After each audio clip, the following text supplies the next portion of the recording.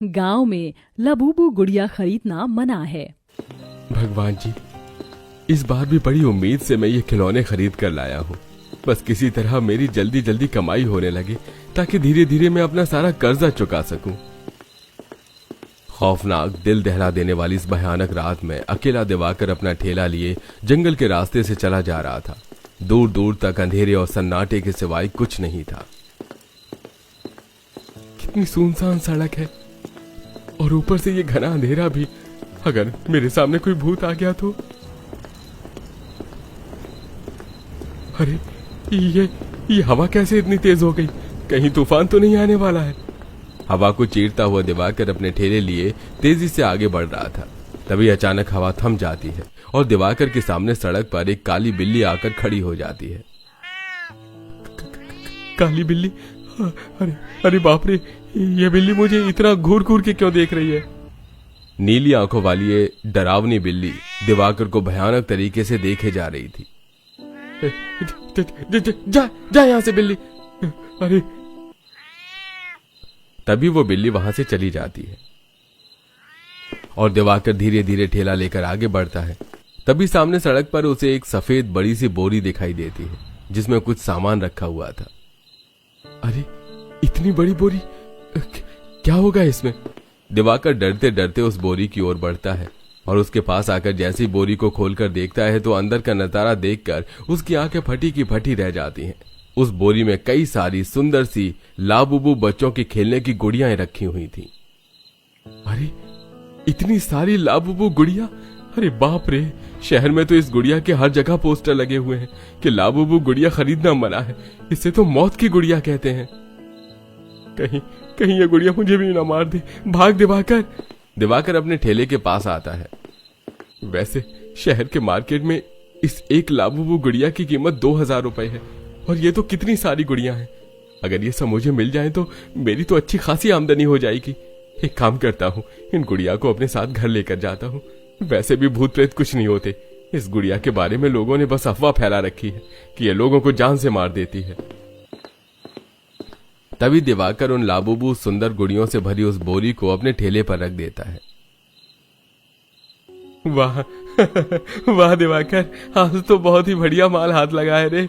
वैसे भी हमारे गांव में कहां किसी को इस शापित लाबुबू गुड़िया के बारे में पता है। देखना, इतनी सुंदर गुड़िया देखकर लोग इसे खरीदने के लिए पागल हो जाएंगे। थोड़े समय बाद दिवाकर पास के छोटे से गांव में अपने छोटे से मिट्टी के बने झोपड़े घर में आता है, जहां घर में दिवाकर की पत्नी हिमांगी और उसका बेटा विनय था। तभी दिवाकर हिमांगी को सारी बात बताता है। जी, आप इस भयानक लबूबू गुड़िया को क्यों लेकर आए जी? अपनी पड़ोसन जानकी बहन बता रही थी कि शहर में इस लबूबू गुड़िया को कोई नहीं खरीदता। कहाँ जाता है ये मौत की गुड़िया है, ये जिसके भी पास जाती है वो इंसान मर जाता है। अरे तुम भी क्या इन अंधविश्वास वाली बातों को लेकर बैठी हो? भूत प्रेत कुछ नहीं होते और ये तो बच्चों का खेलने का एक मामूली सा खिलौना है। भला ये कैसे किसी इंसान की जान ले सकता है? पूरा शहर यही बात कह रहा है जी। इस भयानक भूतिया डॉल के कारण कई सारे लोग अपनी जान गंवा बैठे। आप इसे वापस वहीं फेंक आइए जहाँ से आप इन लबूबू गुड़िया को लेकर आए हो। बाबा, मुझे ये गुड़िया दीजिए ना, कितनी सुंदर है गुड़िया। हाँ बेटा, ले।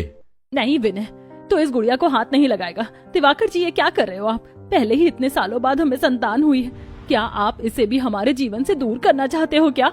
अरे यार, तुम समझ क्यों नहीं रही हो? ये महज एक अफवाह है। अगर ये गुड़िया सच में शापित या प्रेत होती तो इतनी सारी ये गुड़िया मुझे वहीं जान से मार देती। फिर मुझे क्यों कुछ नहीं हुआ? ये सुनकर हिमांगी सोच में पड़ जाती है। भगवान जी ने हम गरीबों के जीवन में बदलाव लाने के लिए उम्मीद की एक छोटी सी किरण हमें दिखाई है। इस एक लाबुबू गुड़िया की कीमत 2000 रुपए है। सोचो, इतनी सारी गुड़िया बेचने पर हमें कितने सारे पैसे मिल जाएंगे। हिमांगी को भी अब दिवाकर की बातों पर विश्वास होने लगता है। अगले दिन सवेरे दिवाकर रोज की तरह सारे खिलौने अपने ठेले पर लाकर गांव के एक स्थान पर बैठकर अपनी खिलौनों की दुकान लगा देता है। दिवाकर इस गांव में सालों से बच्चों के खिलौने बेचने का काम किया करता था। वो शहर से होलसेल दाम में खिलौने लाता है। अरे सारे खिलौने तो अच्छी तरह से जम गए, अब बस ये लाबुबू गुड़ियाओं को जमाना बाकी है। तभी दिवाकर उन सारी लाबुबू गुड़ियाओं को एक जगह रख देता है। ये लाबुबू गुड़िया दिखने में बहुत ही सुंदर थी। तभी एक छोटी बच्ची अपने माता पिता अनुज मालती के साथ दिवाकर की दुकान में आती है तो दिया की नजर उस लाबूबू गुड़िया के ऊपर पड़ती है। माँ मुझे वो वाली गुड़िया चाहिए। तभी अनुज की नजर उस लाबूबू गुड़िया पर पड़ती है। लाबूबू गुड़िया? क्या हुआ जी, आप तो इस गुड़िया को देखकर ऐसे डर रहे हो जैसे कोई भूत हो। अरे ये मौत की गुड़िया है, ये इस गांव में कैसे आई? क्या साहब आप भी, अगर आपको ये गुड़िया नहीं खरीदनी है तो मत खरीदिए, पर इसके बारे में ऐसी झूठी अफवाह फैलाकर मेरे ग्राहकों को तो मत डराइए ना। अरे भाई आप समझने की कोशिश कीजिए, एक शापित भयानक लाबूबू गुड़िया है। शहर में इस गुड़िया के कारण हजारों लोग अपनी जान गंवा बैठे हैं। जिसके पास भी ये गुड़िया जाती है, ये गुड़िया उस आदमी को मौत की नींद सुला देती है।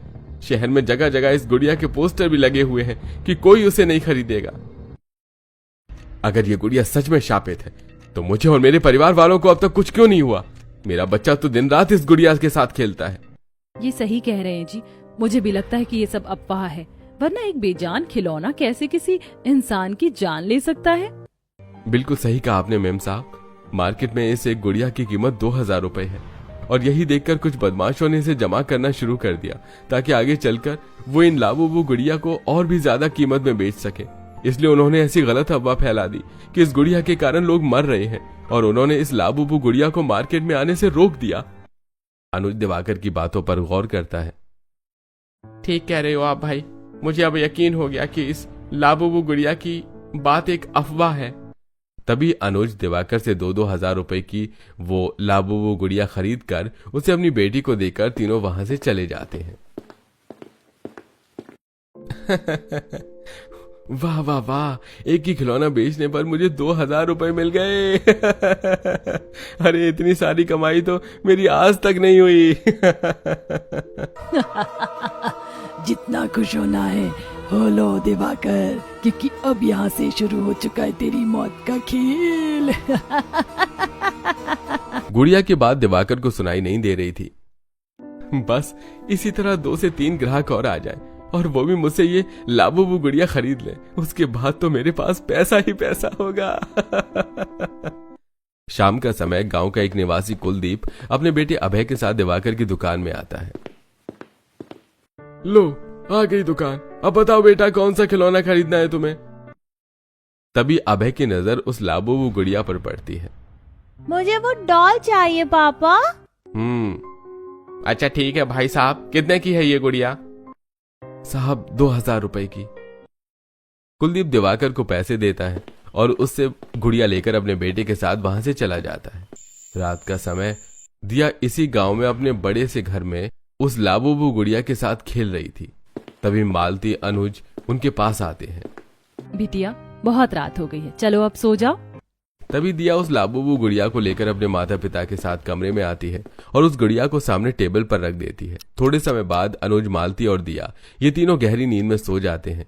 रात के 12 बजे अचानक वो लाबूबू गुड़िया हिलने लगती है। अब समय आ चुका है इन तीनों को भी ऊपर पहुंचाने का। तभी वो गुड़िया अचानक एक भयानक गुड़िया बन जाती है। उसका चेहरा लाल हो चुका था। तभी वो अपने आप हवा में उड़ने लगती है। दिया मेरी बच्ची उठ जाओ बेटा, अब बहुत सो लिए, ये दुनियावी नींद है, अब तुम्हारी हमेशा के लिए सोने का समय आ चुका है। तभी गुड़िया की आवाज सुनकर दिया नींद से जाग जाती है तो गुड़िया को हवा में उड़ते और उसके भयानक रूप को देखकर वो जोर से चिल्लाती है, मम्मी बचाओ। तभी दिया बेहोश हो जाती है। अगले दिन जब उसकी आंख खुलती है तो बेड पर उसकी माँ की लाश पड़ी थी और सामने वही गुड़िया टेबल पर रखी हुई थी। माँ उठिए, माँ क्या हुआ आपको? माँ माँ। मालती का काफी खून बह रहा था।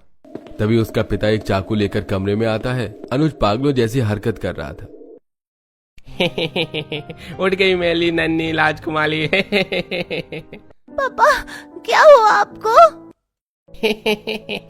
तेली माँ को तो मैंने मार दिया, अब तेली बाली दिया है दिया। अनुज जैसे ही अपनी बेटी पर चाकू से वार करता है तभी दिया घर से बाहर भाग कर आ जाती है। बचाओ, कोई बचाओ मुझे। वहां गांव के कई सारे निवासी थे। तभी वो दिया को पकड़ लेते हैं। वहां गांव का मुखिया, सरपंच और दिवाकर भी था। क्या हुआ बच्ची, तू इतना घबरा क्यों रही है? पापा ने मम्मी को मार दिया। क्या? तभी अनुज हाथ में चाकू लिए वहां आता है। उसके कपड़े पूरे फट चुके थे और उसके कपड़ों पर खून भी लगा हुआ था। दिया तेली माँ को तो मैंने मार दिया, मैं तुझे मारूंगा। अनुज का ये रूप देखकर सब दंग रह जाते हैं। तभी सब अनुज को पकड़ लेते हैं। अरे छोड़ना मत इस पागल को। अपने पिता का ये रूप देखकर दिया बेहोश हो जाती है। तभी सरपंच और सब वहां डॉक्टर को बुलाते हैं तो डॉक्टर अनुज का चेकअप करता है। अरे अनुज तो पागल हो गया। क्या? पर अचानक कैसे पागल हो गया? डॉक्टर साहब ये बता रहा था कि इसने अपनी पत्नी को मार दिया और ये अब अपनी बेटी को मारने आया है। मैं पागल हूँ, मैं पागल हूँ। ए नाई के बच्चे, अगर तूने मेरे बालों को हाथ लगाया ना तो मैं तुझे जान से मार दूंगा। अरे मैं डॉक्टर हूँ, नाई नहीं। ये सब क्या है डॉक्टर साहब? अनुज ऐसे पागलों जैसी हरकत क्यों कर रहा है? अनुज पूरी तरह से अपनी सोचने समझने की सहूलियत को खो बैठा है। यह पागल हो चुका है। अब यह आम इंसानों के लिए खतरा बन चुका है, इसलिए इसे तुरंत किसी पागल खाने में भेजना होगा। तभी डॉक्टर एक गाड़ी बुलाकर अनुज को पागल खाने भेज देता है। थोड़े समय बाद दिया सबके सामने बेहोश पड़ी थी। कितनी डर गई है बेचारी बच्ची। तभी वहां कुलदीप का बेटा अभय दौड़ते हुए आता है। उसके पीछे कुलदीप चाकू लेकर दौड़ता हुआ आ रहा था। बचाओ मुझे। आज तो मैं तुझे जान से मार दूंगा भाई। तभी सब कुलदीप को भी पकड़ लेते हैं। यह भी अनुज की तरह पागल हो चुका था और यह भी अपने परिवार वालों को मारकर अपने बेटे की जान लेना चाहता था। तभी सब कुलदीप को भी पागल खाने भेज देते हैं। ये क्या हो रहा है हमारे गांव में? क्यों लोग अपने ही परिवार की जान के दुश्मन बन गए? गांव में पहली बार ऐसी घटना घटी है। आज शाम को गांव के सभी निवासी पंचायत में आएंगे, वहीं हम इस बात की तहकीकात करेंगे। शाम का समय गांव के सारे निवासी पंचायत में बैठे थे। सामने मुखिया और सरपंच दोनों बैठे थे। अरे एक ही हादसे में हमारे गांव के 4 निवासियों ने अपनी जान गंवा दी। ये बड़े दुख की बात है। अरे गांव के निवासियों, आखिर अनुज और कुलदीप दोनों अचानक से अपना दिमागी संतुलन कैसे खो बैठे? ये बात तो हमें भी समझ नहीं आ रही सरपंच जी। सरपंच साहब, जब इंसान अपनी दिमागी संतुलन खो बैठता है ना, तो वो पूरी तरह से दिमागी तौर पर पागल हो जाता है। फिर वो कुछ भी कर सकता है। ठीक है, हम सब ये बात मान लेते हैं कि ये एक महज घटना है। अब इन बच्चों से तो हम कुछ पूछ नहीं सकते, क्योंकि ये तो इतने डरे हुए हैं कि ये कुछ बोल भी नहीं पा रहे हैं। गांव वाले इस घटना को एक हादसा समझकर भूल जाते हैं। कुछ दिन बाद दिवाकर अपनी दुकान में था। तभी उसकी दुकान में मनोहर आता है। मनोहर इस शहर का जाना माना रईस आदमी है। उसके साथ उसके 3 बच्चे भी आए थे। पिताजी, हमें वो गुड़िया चाहिए। देखिए कितनी सुंदर गुड़िया है ये। दिवाकर, ये 4 गुड़ियां दे दे मुझे। तभी दिवाकर मनोहर को 4 लाबूबू गुड़िया दे देता है। रात के समय, रात के 11 बज गए। आज तो बहुत देर हो गई मुझे दुकान पर। जल्दी से सामान समेट कर घर जाता हूँ। हिमांगी मेरी राह देख रही होगी। दिवाकर सारा सामान ठेले पर लेकर सड़क से अपने घर की ओर जाने लगता है। तभी रास्ते में उसे मनोहर का बड़ा सा घर दिखाई देता है, जहां घर में से लोगों और बच्चों के चीखने की आवाजें आ रही थी। अरे ये तो मनोहर मालिक का घर है। इनके घर से इतने चीखने चिल्लाने की आवाजें क्यों आ रही हैं? तभी दिवाकर मनोहर के घर की खिड़की के पास आता है, जो खुली हुई थी। तभी वो अंदर देखता है तो अंदर मनोहर उसके परिवार वाले रो रहे थे, चीख रहे थे और उनके सामने दिवाकर की वही लाबूबू 4 गुड़िया जो हवा में उड़कर मनोहर के परिवार वालों को मार रही थी और जोर जोर से हंस रही थी। ये देखकर दिवाकर दौड़ते हुए अपने ठेले के पास आता है।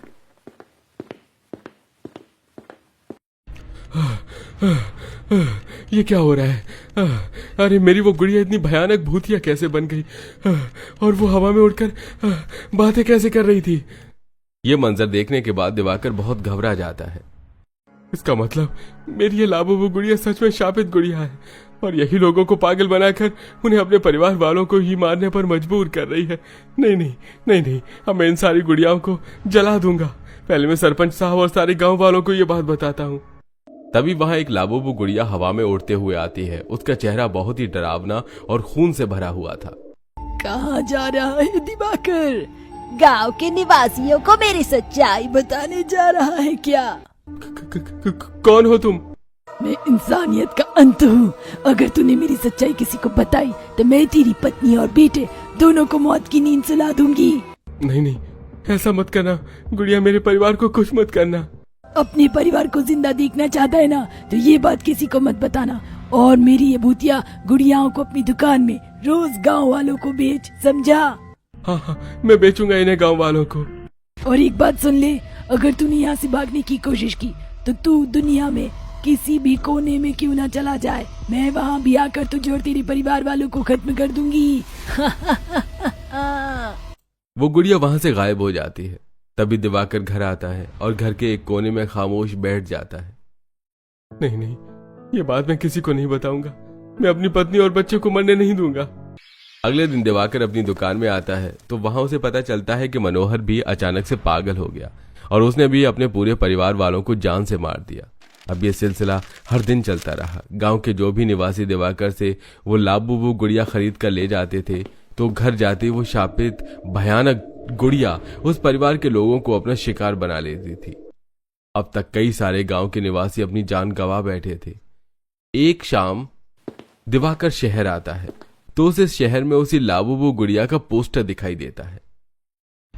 अब मैं अपने गांव के निवासियों को और मरने नहीं दूंगा।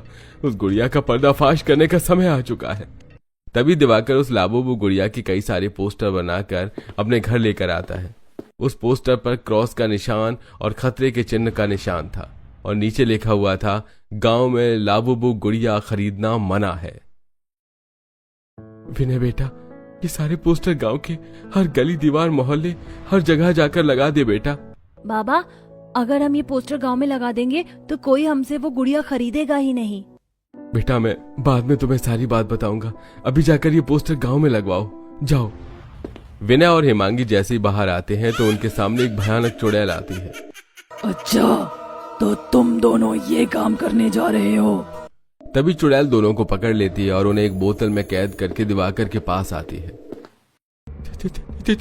चुड़ैल। तभी वो चुड़ैल अचानक से भयानक लाबूबू गुड़िया बन जाती है। ये सारी लाबूबू गुड़ियाएं मेरी हैं और इन्हीं की सहायता से मैं लोगों को पा रही हूँ। मैंने क्या कहा था तुझे दिवाकर कि तू मेरी सच्चाई किसी को नहीं बताएगा? मुझे माफ कर दो, मेरे परिवार वाले को छोड़ दो। अब तेरी पत्नी और तेरा बेटा ये दोनों मेरे पास 2 दिन तक कैद रहेंगे। अगर 2 दिन में तू 100 लोगों को मेरी गुड़िया नहीं बेच पाया तो मैं तेरे बच्चे और तेरी पत्नी की गर्दनें उनके शरीर से उखाड़ दूंगी, समझा तू? इतना कहकर वो गुड़िया दिवाकर की पत्नी और बेटे को लेकर वहां से गायब हो जाती है। ये कैसी दुविधा में फंस गया मैं भगवान जी। अब कैसे बेचूं मैं 100 लोगों को ये गुड़िया। अगले दिन दिवाकर गांव में आता है। नहीं, 2 जनों के बदले मैं 100 लोगों की जान खतरे में नहीं पड़ने दूंगा। तभी दिवाकर गांव में पंचायत बिठाकर सारे निवासियों को सारी बात बताता है। ये सुनकर सबके होश उड़ जाते हैं। अरे क्या, एक चुड़ैल इन गुड़िया के जरिए लोगों को मार रही है? अरे बाप रे, यह तो काफी गंभीर मामला है।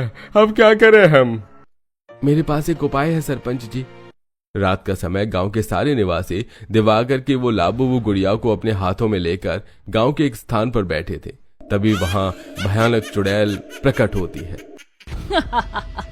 वाह दिवाकर, आज तो तूने दिल खुश कर दिया मेरा।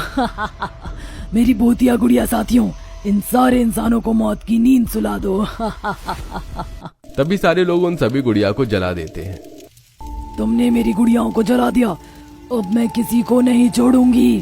तभी वहां एक तांत्रिक बाबा आते हैं और वो उस चुड़ैल को एक पिंजरे में कैद कर देते हैं। बाहर निकालो मुझे। बहुत खेल लिया तूने चुड़ैल मौत का खेल, अब तेरा अंतिम समय आ चुका है।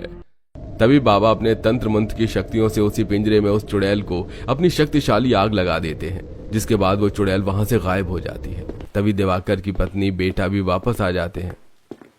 एक बात समझ में नहीं आई बाबा, आखिर ये चुड़ैल थी कौन? पुत्र, ये बड़ी लंबी कहानी है। अगर तुम्हें जाननी है तो तुम्हें इस कहानी का पहला पार्ट देखना होगा कि आखिर वो चुड़ैल कौन थी और क्यों वो लोगों को मार रही थी। बाबा वहां से चले जाते हैं। अरे ये तो एक अजीब सा सस्पेंस हो गया यार। अब देख क्या रहे हो? आप लोग जल्दी से इस कहानी के पहले पार्ट के लिए कमेंट्स कीजिए। इतना खुश होने की जरूरत नहीं है गांव वालों, अभी मेरा अंत नहीं हुआ है, मैं फिर से लौट कर आऊंगी। ये सुनकर गांव का हर निवासी डर के कारण कांपने लगता है। तो दोस्तों कैसी लगी आपको ये कहानी? कमेंट्स करके जरूर बताइएगा।